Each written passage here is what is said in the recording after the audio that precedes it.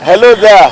Welcome to your program, Security Reports, where we get you informed, educated, enlightened, and most importantly, updated on security issues anywhere it is happening. I remain yours and only, Ernest Enuneku. And I am Shirley Daniels. Yes, we are here at the Federal Capital Territory, Abuja, precisely Badness bus stop, where a lot of activities happen. And if you look behind me right now, you will see people going home to their various destinations after a hard day's job. And usually there are lots of the criminals use this time to perpetrate a lot of evils, especially when it comes to one chance and some other nefarious activities here in this environment. We'll be speaking with the Commissioner of Police here in the FCT in the person of Bala Shiroma. Surely you were there. Yes, Ernest. In fact, you've said it all. The Commissioner of Police, in that very interesting interactive interview we had with him earlier today, he made it possible for us to understand what him and his men have been doing in order to make sure that the issue of one chance is being curtailed, and then that the residents of Abuja sleep with their two eyes closed. Like you said, Ernest, on easy lies the head that wears the crown. We're going to bring you that interview shortly. Nice to have you on our program once again today, sir. My pleasure. So I want to say congratulations so far on the record, the achievements that the FCT Police Command has recorded so far. We must say kudos to you because it's not a small job. To me much is given. They said much is expected. It's not our singular efforts that brought about whatever achievements we've made. The achievements have come about as a result of the cooperation we've received of members of the public. Therefore, you congratulate us and congratulate yourselves. Okay. Well, thank you very much for acknowledging us too, sir. We must say thank you very much. Yeah. Sir, we would want to start off with, if you could please tell us the achievements so far that the command has recorded. Like a detailed, a recent achievement that the command has recorded.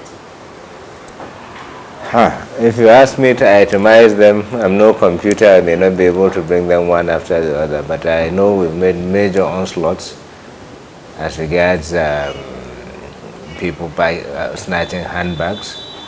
We've recorded successes in areas of one chance criminals. We've arrested some of them.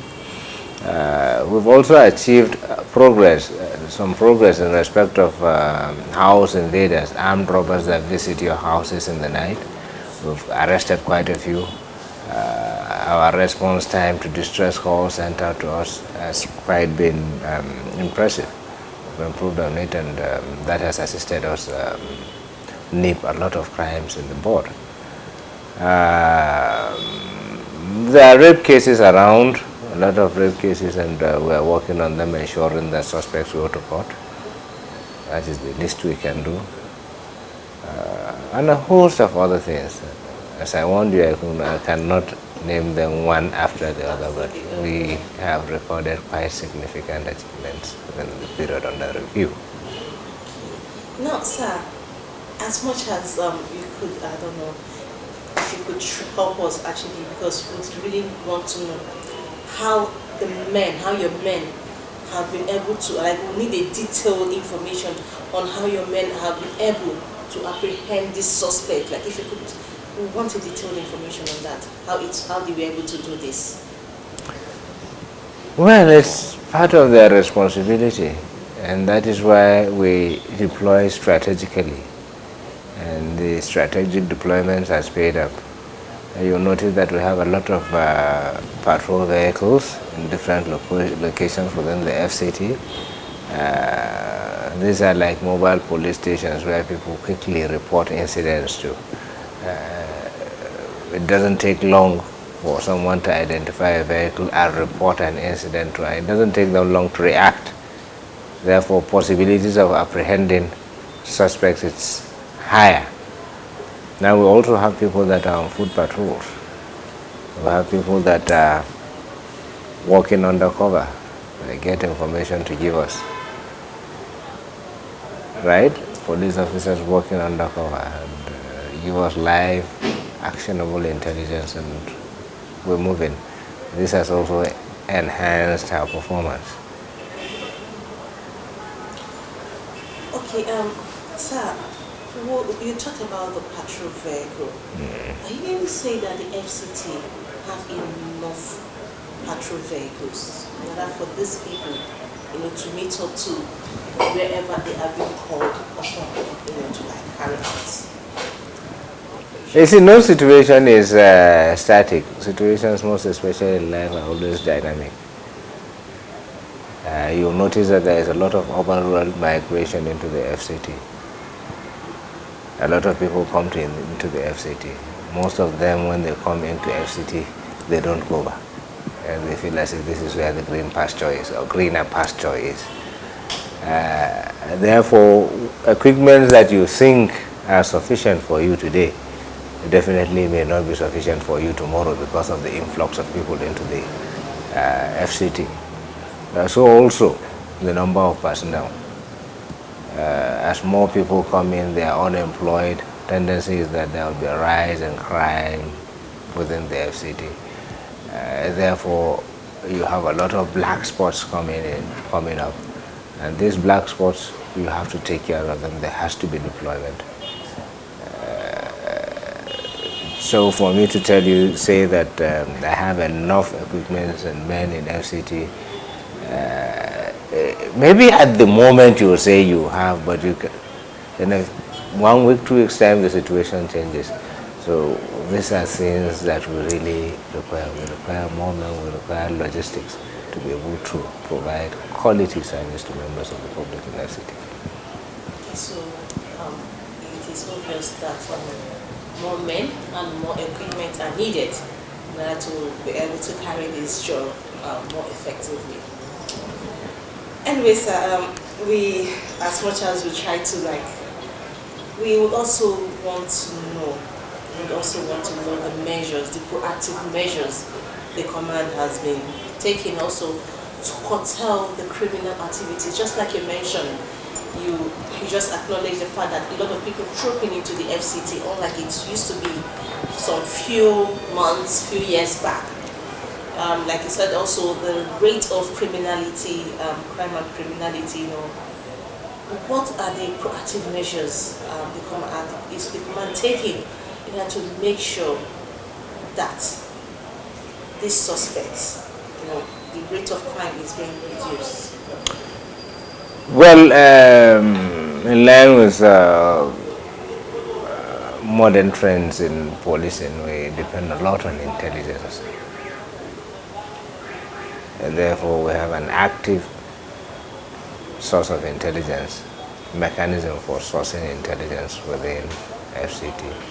They've generated quite a lot of information, most especially in respect of black spots within the FCT. The advantage of having to know these black spots is that we are able to deploy to prevent crimes from occurring within these known locations. But no situation remains static. Human activity is dynamic. As you take care of these black spots, because of the influx of people in the FCT, you find out that other black spots come up. With active source of intelligence, you're quickly able to identify new black spots that come up, and also make contingency security measures to take care of those emerging black spots. So one of the strategies is to get information and deploy at black spots. Most of these black spots could be bus stops, so on and so forth, where people could easily be susceptible to activities of criminals. 2, we've intensified foot patrol, covert and overt. This has the advantage of reaching locations where otherwise maybe vehicles will not get into. No, sorry, I'm going to cut you a bit short there. Now, when you Yeah. talk of foot patrol, does it Yeah. have to do with the motorcycle or something? It was. Can you please shed more No, light? no, foot patrol, as the name goes, it's policemen patrolling on foot. You have vehicular patrols, you have motorcycle patrols. So we have foot patrols, covered and covered, to observe situations and report and prevent crimes. We've intensified this because we know if we are to have relative peace within FCT, there must be effective coverage of almost the entire locations where people are. We've also brought about patrol vehicles posted at strategic locations, just as I said, like mobile police stations. People could readily, easily report events to them, and they act tidy to conduct the preliminary and then take it to divisions where we carry on from there. Black spots again, we are proactive, we identify, we raid in order to prevent criminals from even, we don't give them room to operate, we try not to give them room to operate. So therefore raid is one of the proactive measures we've taken. We take to ensure that there is a check on criminality. Again, we take our time to interact with members of the public. It's very important. Community policing. You can never have sufficient number of policemen, but security is everyone's business.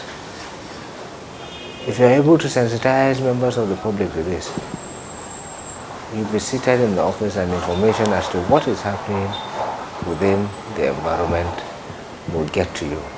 It makes your task of policing easier.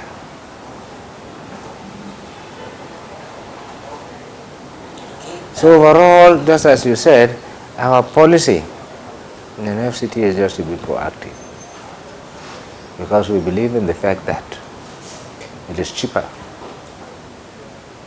for you to prevent crimes than for you to investigate. The little resources we have, we think and take measures that we think will be able to assist us control crime levels. You're welcome. Now, you make mention of sensitization. Now, what are the measures, or how far have you gone in order to make sure that the members of the public are being informed and are being sensitized? Well, where resources are available, we'll try as much as possible to put up jingles on radios and TV stations to attract people, because It's to get to the grassroots. to get to the grassroots. We also move out physically to locations where we meet members of the public. I was just of recent, I was in Abaji just Thursday. I had to move out to go there, interact with members of the public, enlighten them as to our expectations of them, highlight areas of communication, cooperation between us and them in order to assist us, render them quality service delivery. Okay. Now, how open is the communication? Like, as in, is there a number? These numbers that have been, I believe there are numbers they could reach the police with. Now, how available are these numbers to the members of the public? We have our control room numbers, and these numbers very much we print flyers and in fact distribute to members of the public, and there are almost 4 numbers. So you just don't say that you tried, I couldn't get. Make a choice of the 4, and each one there must be response to you. So we don't mind having that numbers too. Yes, I'll give you those numbers as we progress.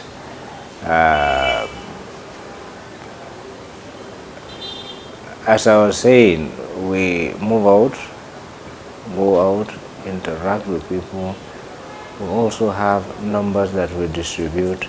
We also have deliberately, we know these days, some people, you think that maybe give an email address. Yes, you can give an email address, but some people feel very uncomfortable with the email address because you could also trace it to them. So what we came out with is that we establish information boxes in certain critical parts of the metro. One is Vega Junction, the other is Area 1 roundabout, and one or two other places within the metro, which we got sent out messages through radio and TV stations to members of the public to take note of these particular locations. The idea is, if you don't want anything, you could just write something on a piece of paper, come drop it there.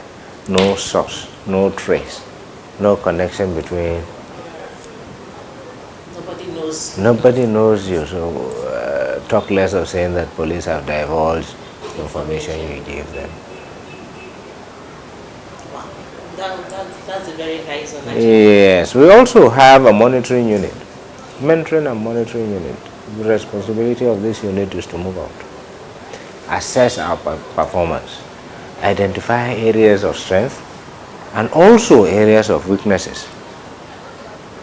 Give us feedback.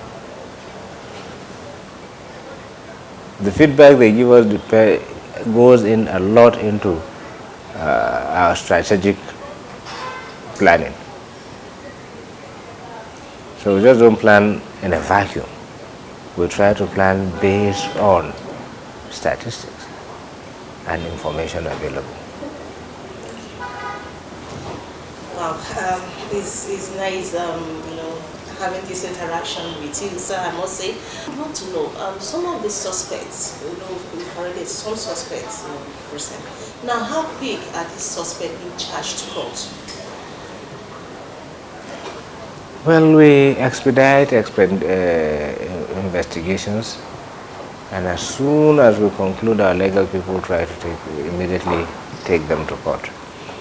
But cases like homicide and armed robbery cases are cases that you just don't get them today and by tomorrow you are through.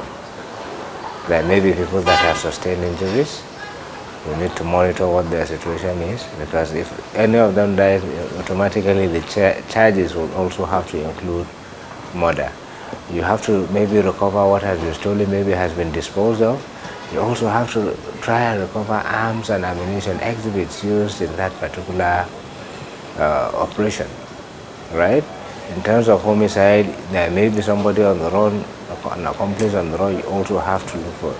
So it's not like come today, tomorrow we investigate and within the shortest period take to court. There are cases that instantly you can even start investigation today, charge people to court today.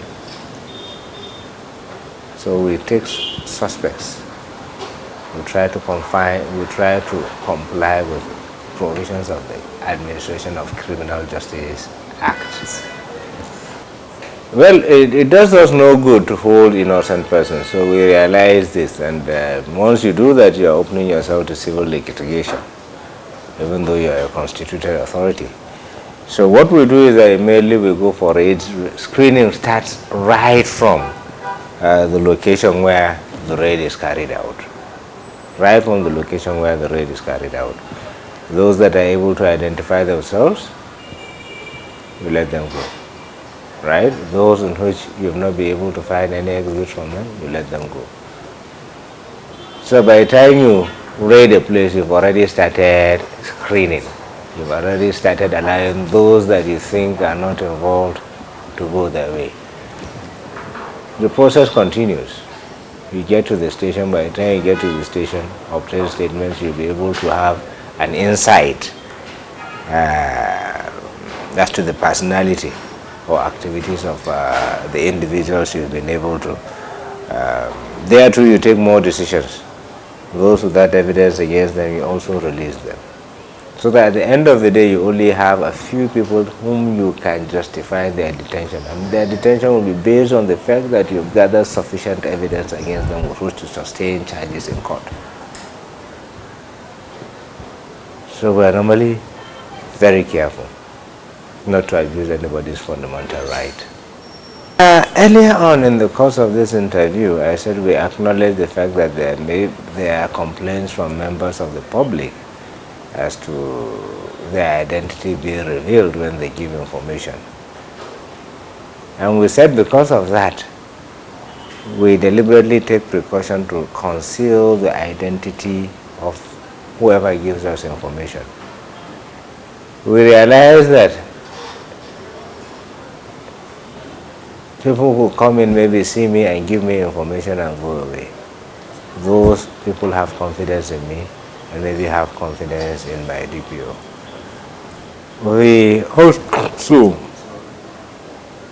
have the option of maybe providing emails within which right information is passed to us. Some people believe in that and they've given us a lot of information through that. We also have our phone lines which we distribute to members of the public. Some people believe in that and they call to pass information to us. In fact, most of the robberies we foil in the night while people are sleeping is because people call us on phone. They make use of the phone lines we have. Very effective. All these three methods and more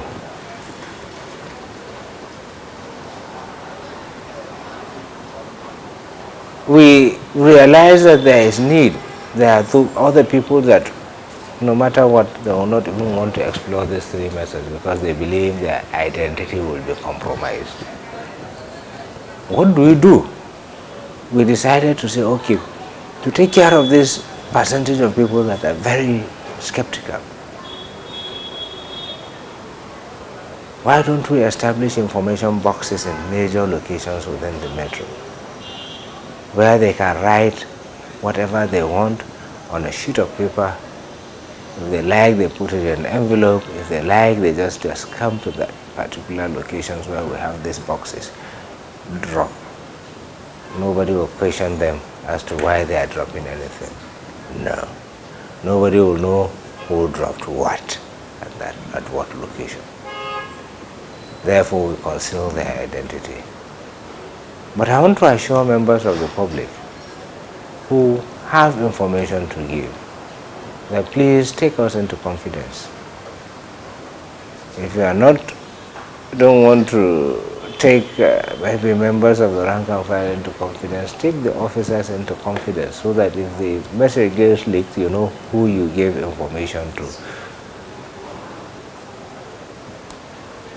That cooperation between members of the public and policemen must exist for us to make meaningful and tangible achievements in terms of crime prevention. And what we've tried to do while vigilante are operating is that we try to moderate their activity. How do we do that? We ensure that no vigilante group goes out for patrol in the night without having a mixture of policemen in them.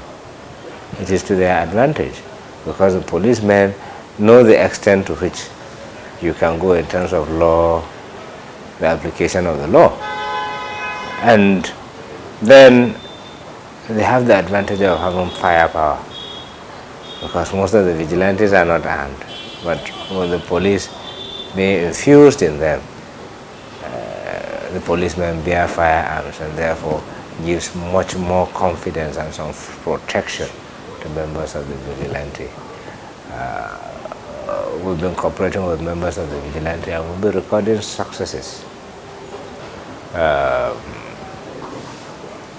We have a system that is going to be rolled out very soon where VGIS, also VGIS security, just download the application on your iOS or Android, and whenever you are in trouble you just need to press on it, tap on it, it automatically gives some patrol vehicles that have been equipped with tablets in them, and the control center that will be somewhere here, that you are in distress. Now the people in the control center know the closest patrol vehicle to where you are. They direct that patrol vehicle to get to you and render assistance to you. One form of technology. We're also improving on our communication, whereby we are acquiring capacity to communicate from whatever angle of or wherever you are in a city, once there is a network or any of the service providers.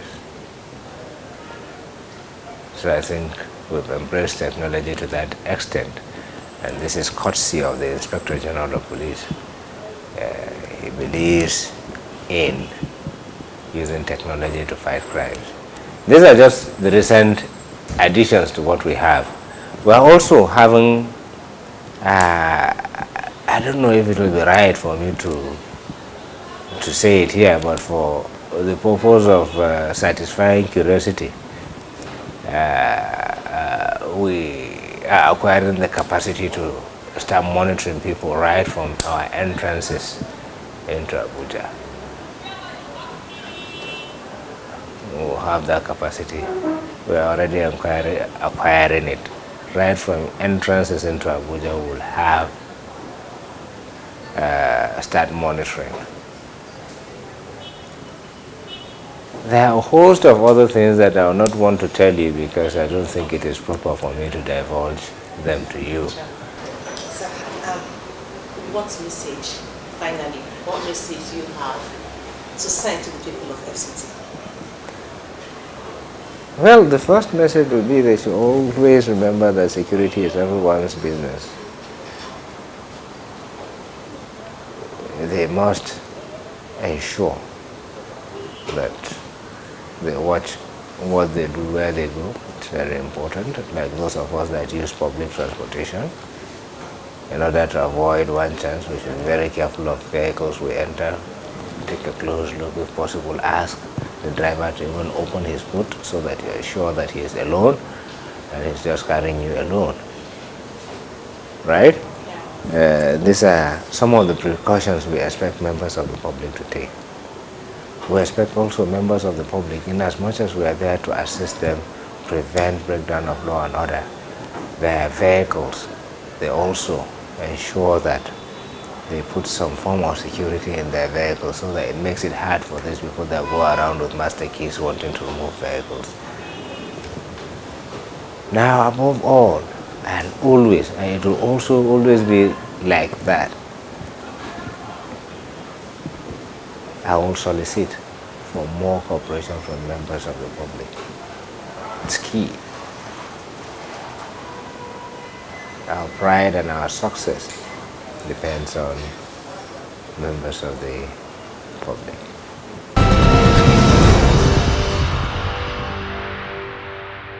Welcome back from that interview with the Commissioner of Police, FCT Command, person of Bala Shiroma. We must say the FCT is doing a yeoman's job in ensuring that the residents of Abuja sleep with their two eyes closed.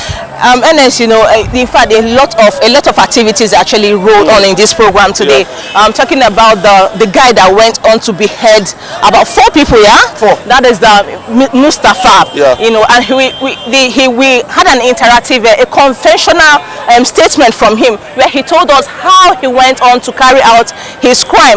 And this is not. We want to use this opportunity also to say that when people come asking for aid from you, you don't use that opportunity to use them as agents in carrying out whatever evil intention you have. Unless you were there, you saw him speak. And when you see this young man shortly, you understand why we say it is actually unfortunate, but he actually committed this crime. And let's hear his confessional statements now.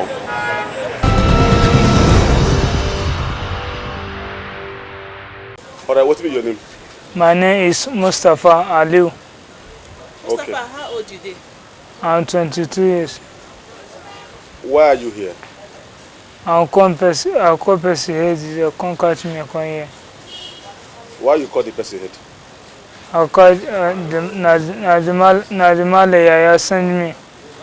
The Malaya send me some go call person head. I'll go. That's the two up are going house. I'll go house may help me with 7,000. I won't go school. You can't say you can't say no while you can't give me the 7,000. You can't give me food, rice, and come out. I content you come out. All the talk. You can't talk with me. I don't talk again. I can't stand up. I can't stand up. Follow the layer. I can't so one picking catch cutting. They can't catch fly. You can't catch me. Can't beat me. I can't call the age. I call the age. I will give her 4. 4 heads. Yes, I will give her. You can't give me the money. These 4 heads where you cut on the Sunday. Now the Sunday you cut this 4 heads. No, different day. Different day. Yes, sir. These people where you cut their head, how old are they? Old, maybe 20 years or 15 years. 50 years. How much in they pay you? This person? If you na man 170, if you na gear 160. So how much in give you in total? The money will give me I buy land for Kilan Color 200. I build, I do everything. I do for my and I build, I buy Ghana zinc. I do everything. And they sell for my house. Okay, how long you thought they do the business now? How long you don't keep person for this man? They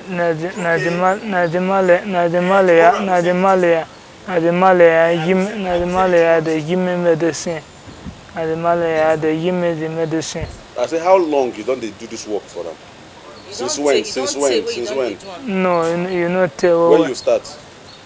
I don't reach 2 months. That is 2 months. Yes. Okay. The people where you they kill, so where you they see them? I see them for road. For road. Ordinary road or bush or just road? Bush road. Okay, now tell us, when you see the person, what do you going to do to the person? If you see the person, if you are touching, you know will do anything, you will fall down to die. Okay, once you touch the person, you could just fall down, die. Yeah. Then you can't cut the head. Yes. Okay. Now, so since this man, now you don't get how many head? 4 head. Yes. Okay. Where the man dey now? Where the man dey now? The day where they catch me, and the day where they catch me, they go in house. They never say they can't carry his wife. Okay, they don't carry his wife. And they can't carry wife. They release his wife now. So this thing they do, are you good? No. Why you they do? Do me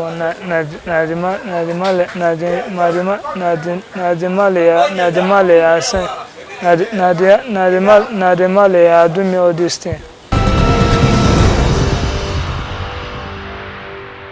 All right, welcome back from that confessional statement we had with Mustafa. In fact, he said it all.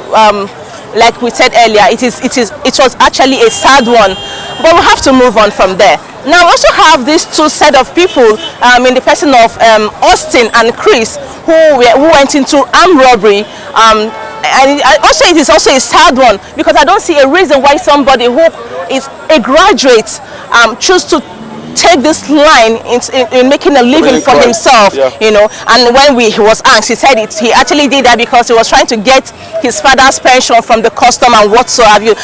Well, you know, sometimes when these people do this thing and when they are being caught, they keep giving you excuses and they tell you this is the first time or whatever, you know.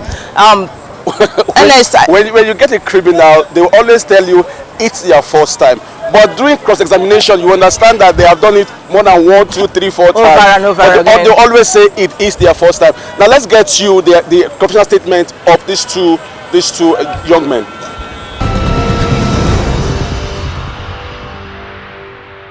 My name is Christian Ogene. Open your mouth. Christian Ogene. Oh, Christian Ogene, how old are you? I'm 35, 36 years now. 36 years now. We are told you're a member of a cult group. So what's the name of the cult group you belong to? I'm a member of a year cult. So where did you join this cult? I joined it from school. From school. You joined it from school. So how long have you been a member of AYE? Because I graduated 2012. So if you calculate it now, 12, 13, 14. So you've been a cult member for the past 7 years? 6 to 7 years now, since I graduated. Okay. Now, why are you here at the SARS headquarters? Yeah, I was caught. I was caught with a gun. What were you doing? You were caught with a gun. What were you doing with the gun? I was not doing anything because one, the gun actually, sir, if I should say something. Yes.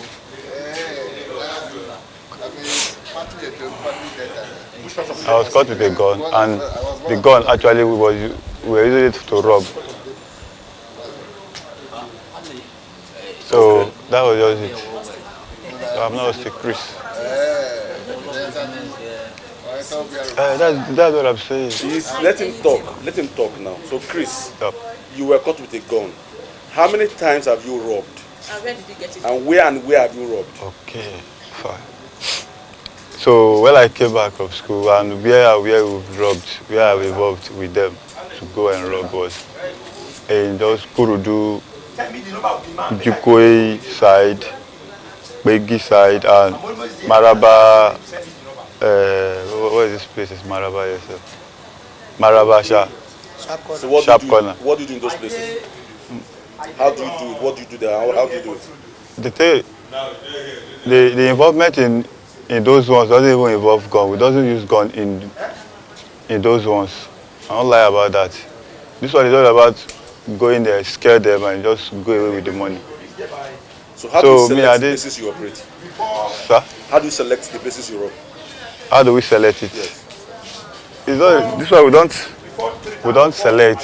We just reach there. If the place is somehow busy, we just reach there and scare everybody there and just go away with the money. So how much have you gathered from that your operations? All and all, right? Yes. If I could say, we'll be going to, if I'm not mistaken, we'll be going to up to 400,000 to 500,000 naira. Yeah. So what was your share from that? Because I'm not the only one. Yes. What was your share? My share inside, because you know that if we should go to one, you can't get that kind of amount. Maybe you go to one and you just get maybe 60,000 or 70,000. Maybe go to one, maybe 50,000 or 40,000. So that is so if we should come back, maybe we just share maybe 15, some 15,000, some 10,000. So how many man gang do you operate with?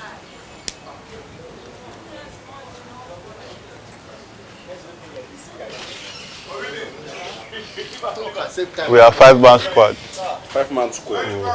Now this last one you went for, that they caught you. Tell us how it happened. This last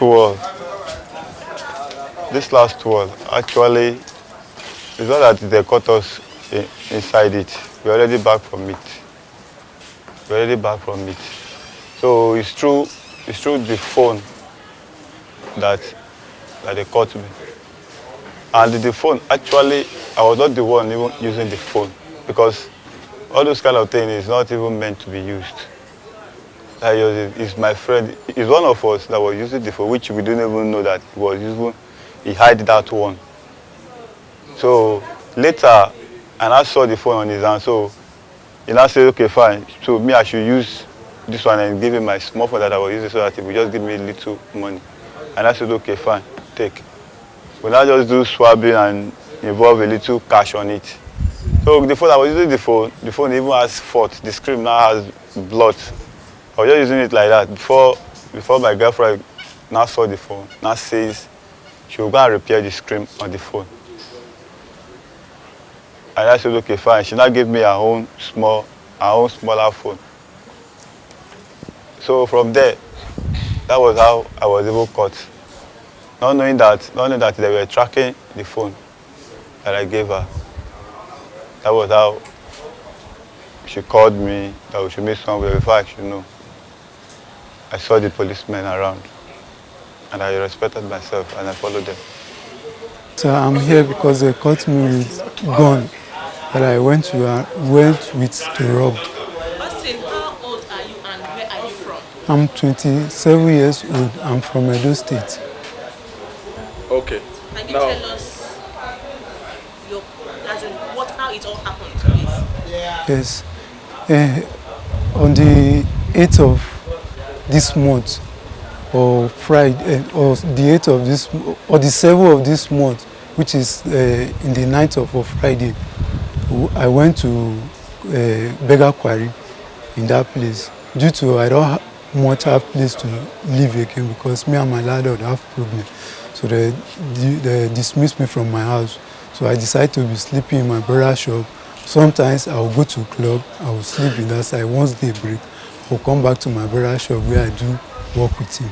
So as day was break, about around something 4 to 5 in the morning, there was one day I went to who is called Uche, where he used to sell Idia hemp. So I went there to smoke. I buy smoke from him. I sit down in the place he sells smoke. So I smoke in that place. From there, he now know me as one of his customers that buy smoke from his hand.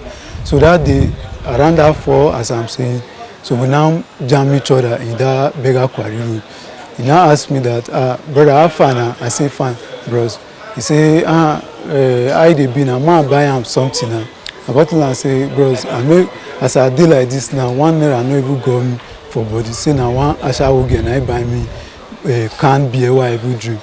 Now he tell me say mo go find place, mo go hustle, mo get small thing, take chop this morning now.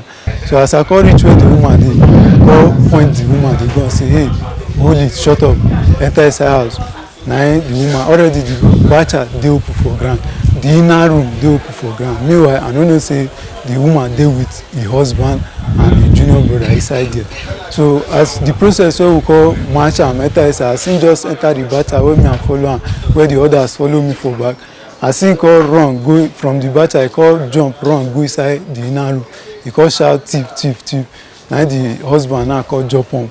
As I go see say another 2 people jump on from that place, me I know say bullet no dey inside, whether maybe I fit go shoot for up, say make fear catch them, make them lie down.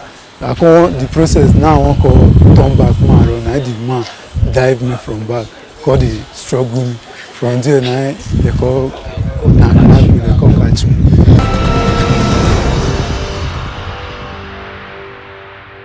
Yeah, welcome back from those 2 confidential statements from those young men. We are still here at the Barnes Junction. Like I said earlier, a very, very busy place, and people are quite going home now. And it's normal at this place for criminals to seize, especially when it is dark like this, to want to do 1 or 2 harm to commuters who are actually going home after a hard day's job. We must warn our viewers to ensure they take a lot of security measures to ensure nothing is lost from them, and also make sure they watch their backs too. And like the commissioner also pointed out, that before you board any vehicle, you should make sure, if possible, ask the driver to open his boot to make sure that he is the only one, or the both of you are the only one in that vehicle, because these are also one of the modus of operandi they use in carrying out also these crimes. Going on the program this week, we're actually focusing today's episode on the in the FCT, the Federal Capital Territory here in Abuja. Now, the issue of one chance, the issue of one chance, and it's something that's been on for decades. But I still find it amusing that people still fall to these gimmicks. Yes, you know, in fact, I will tell you, I for one, I have experienced, you know, this, and I think one thing I will tell you for sure is that people who fall into this crime are, sorry to say this, but they are greedy people, greedy persons. Because if you're not greedy, you wouldn't want to reap where you did not sow. And that's true. Yeah, Ernest. You know, so by the time you want to reap from where you did not sow, then they start taking you to these places like they call it their office. It's usual thing. There's a bag of money in the boots. This money is owned by one Alaji or one big man. It's the same story for ages. But surprisingly, people still fall for this same gimmick. I wonder why. It's like they don't learn. Like I said, Ernest, it's all about greed. You need to hear this conversation statement from this young men. Let's get you what they said, how they do their activities, and I'm sure you'll learn one or two things from it.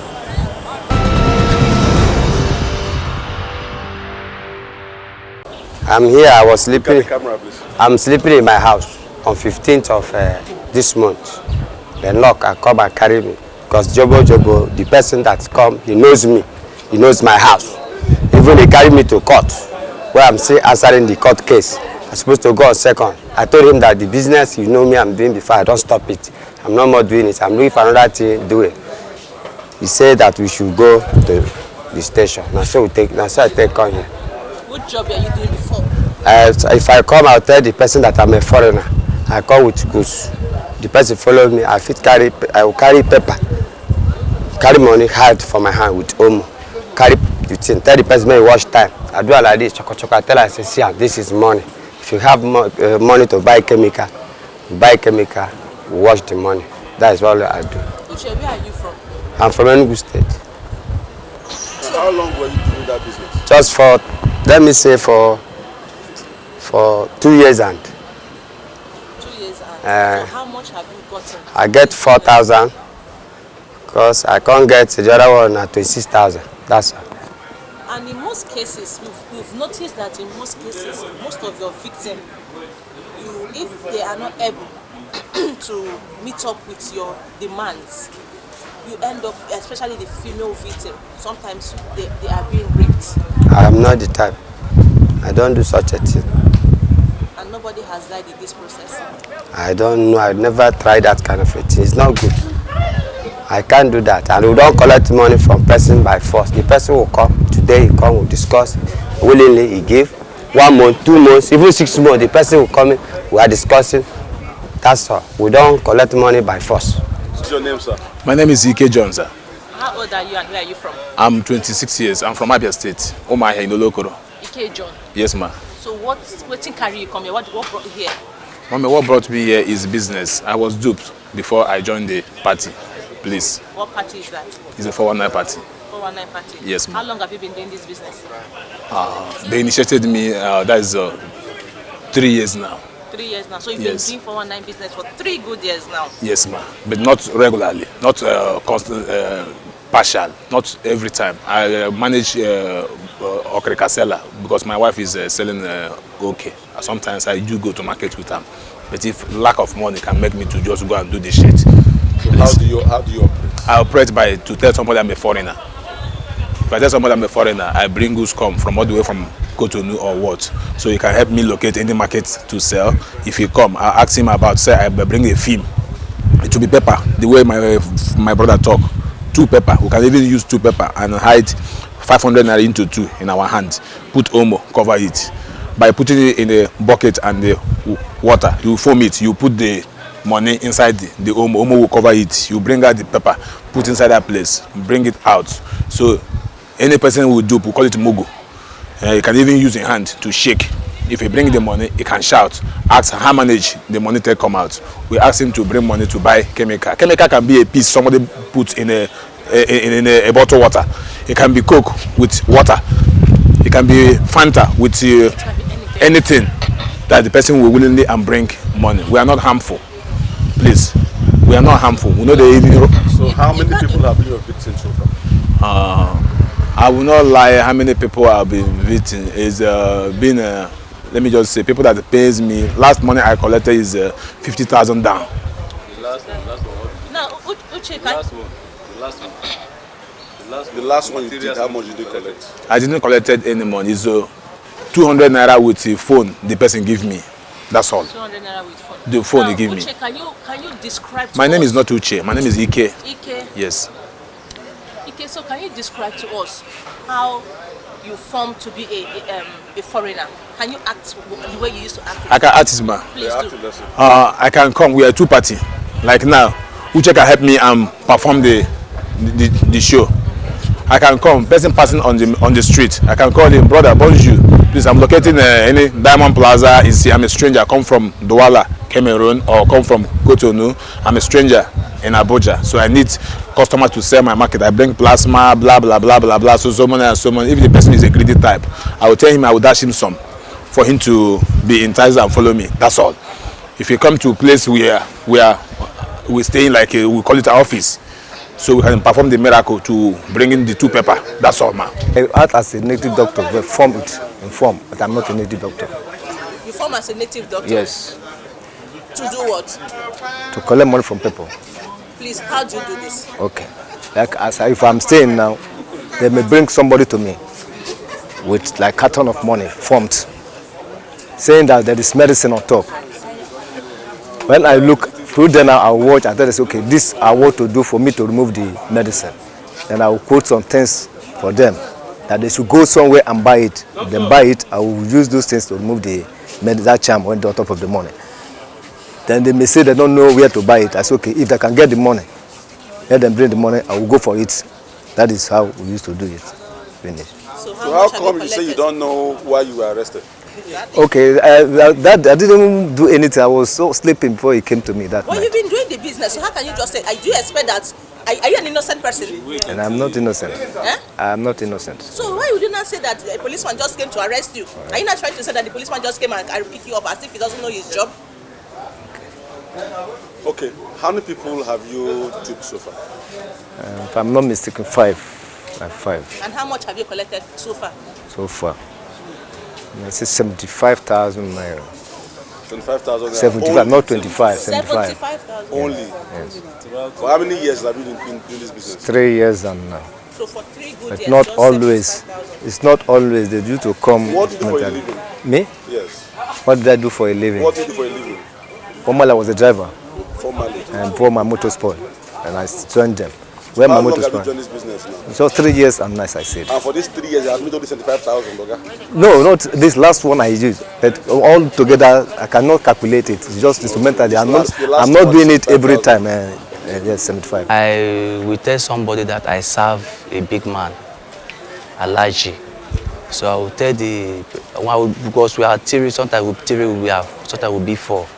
So when it's all carry client, they will start performing the thing that the driver will say, come and, I will say, maybe come and carry my bag for me. The driver will say, which bag is that? I will say, my bag inside your boot. He will say, that bag is not your own.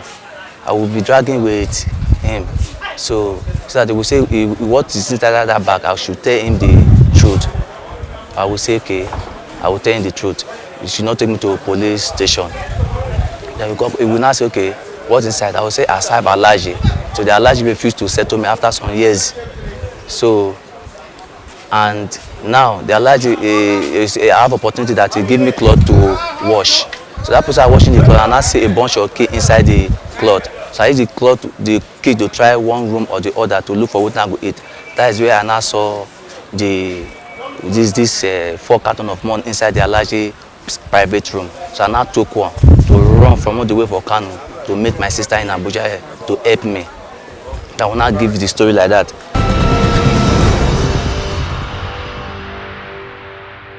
Well, welcome back from the confessional statement from this set of group of 419ers. One chancers. Okay, one chancer. And then I think I got to learn something today.